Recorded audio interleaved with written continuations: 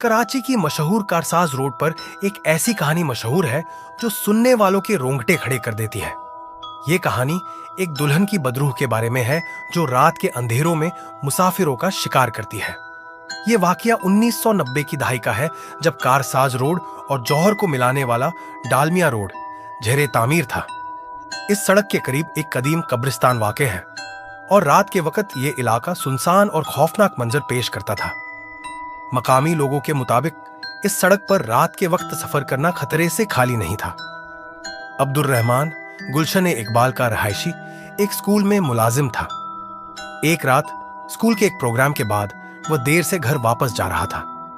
रात के करीब 1:20 पर उसने कारसाज रोड से डालमिया रोड का रास्ता इख्तियार किया ताकि जल्दी घर पहुंच सके।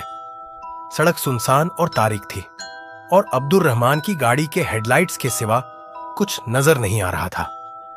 कब्रिस्तान के करीब पहुंचते ही अब्दुल रहमान की गाड़ी का टायर पंक्चर हो गया।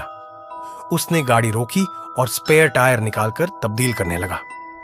इस दौरान उसने देखा कि कुछ फासले पर एक दुल्हन सुर्ख लिबास में मलबूस ताजा फूलों का हार पहने हाथ के इशारे से मदद तलब कर रही है।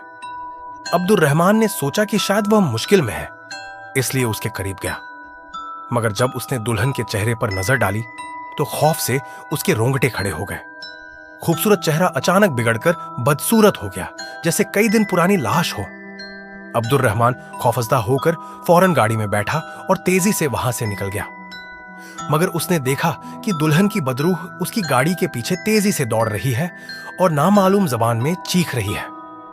खौफ के आलम में अब्दुल रहमान की गाड़ी बेकाबू होकर सड़क के किनारे से टकरा गई और वह बेहोश हो गया।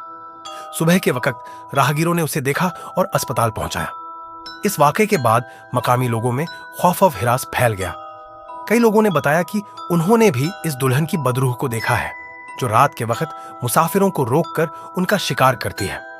कुछ लोगों का मानना है कि यह बदरूह एक दुल्हन की है जो अपनी शादी की रात हादसे का शिकार होकर हलाक हो गई थी और अब उसकी रूह सुकून की तलाश में है।